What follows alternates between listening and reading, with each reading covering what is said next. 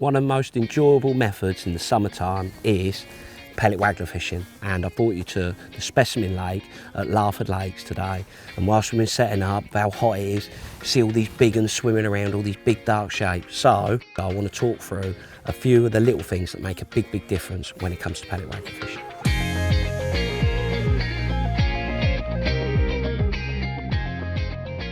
One of the most important things when it comes to actually fishing a pellet waggler is thinking about the conditions. Conditions are everything.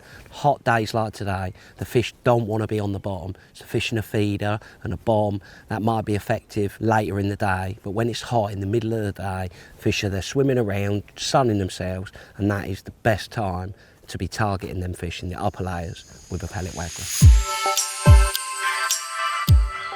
Two key aspects of pellet waggler fishing, before we even talk about the bait and the floats, the rod, the line, is being comfortable.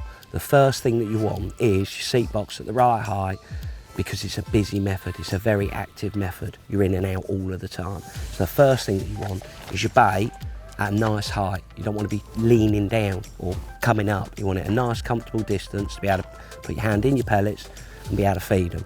Next most important thing, when you're actually fishing, when you're feeding, you've got your hands full with your catapult. So I'm there. If my float goes and it pulls the rod, I need to make sure that my rod is secure. Now, when we're feeder fishing, we use a butt rest, but when we're waggler fishing, we just need our front rest. That way, when we cast out, put our rod on it, it's across our lap. Then, if we're in mid-feed and it pulls the rod, we're not going to lose our rod. The bites on your waggler at times can be really aggressive, so it's important to make sure that that rod is always to hand. When it comes to rod choice, you want that through action type rod. A lot of the time with these big fish, when you strike into them, they can run off a bit and then they slow right down, and you can play them in quite easily, keeping your rod nice and low. But when it comes to netting them, when they're in and around underneath your feet, they plod in for ages. So having that nice soft rod that just keeps absorbing all them lunges, you'll find that you get far less hook pulls. Our rod choice for today is the 11-foot N-gauge, and it's been absolutely perfect.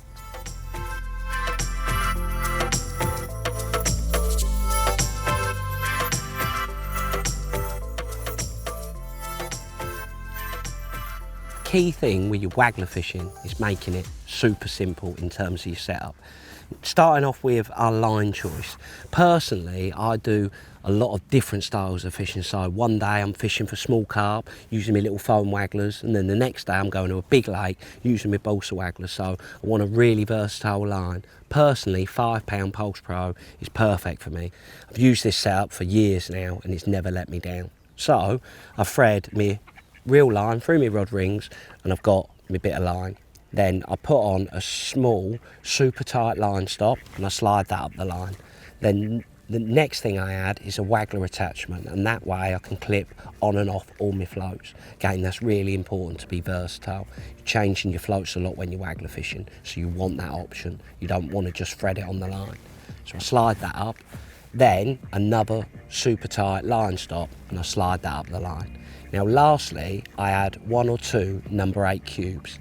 That way, if I want to alter the distance between our hook and our float, all I do is just slide them up the line. They don't damage it, and I just find that the most tangle-free way of setting it up. And then to finish off our rig, all I do is tie a figure of 8 knot at the bottom of our line, and that is where we're going to attach our hook length. Onto our actual hook lengths. Personally, I tie my own up, and I just tie them 3 foot long. I use 0.19 to a 16 Super MWG, and I tie it with a little bait band, and that's how we're actually going to attach our pellet to our hook. But if you don't tie your own hook lengths, Guru, we actually sell some that are 15 inches long.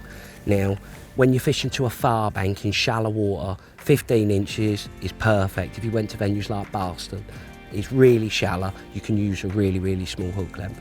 But when you go to venues, big venues, and they're deep, it's really important to get the distance between the flow and your hook bait. If it's too close, then fish, they're not going to come that close. But on where it's deep really, That's where you want the distance. So the noise of the flow, they come look into it, but they don't want to come right close to it. They're real big fish. They're really crafty at times. So getting that distance between your hook bait and your flow is really important.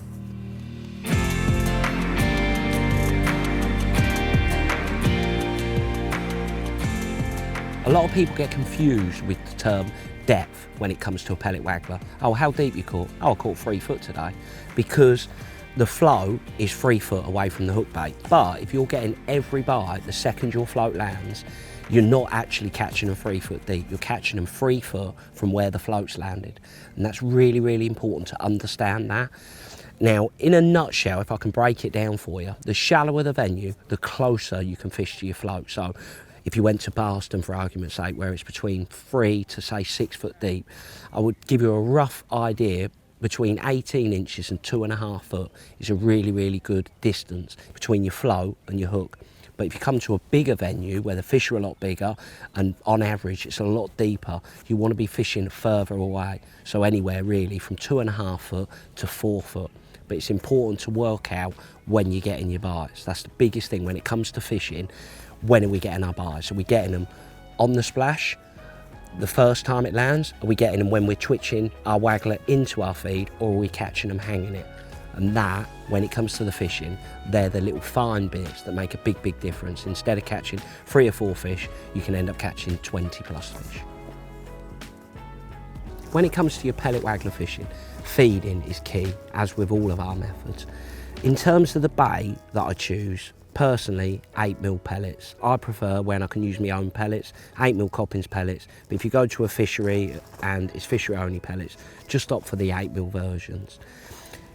To make the most of your waggler fishing is something that you want to be doing all day really, and it always rewards the hardest working angler. So my personal routine that I go through is I cast out, see if a fish has come to the noise of the flow, hesitate for maybe 10 or 15 seconds. If I don't get a bite, then I put my rod down, pick my catapult up, feed anywhere between 3 and say 6-8 pellets, depending on how the venue's responding, and then I switch my float into that bait. If I don't get a bite, pick my catapult up again, feed anywhere between my 3 to 6 pellets, feed, hesitate for maybe 10 or 15 seconds again, see if I can get any bites. If not, then you want to wind in and repeat the process. And if you stick to that, you won't go too far wrong.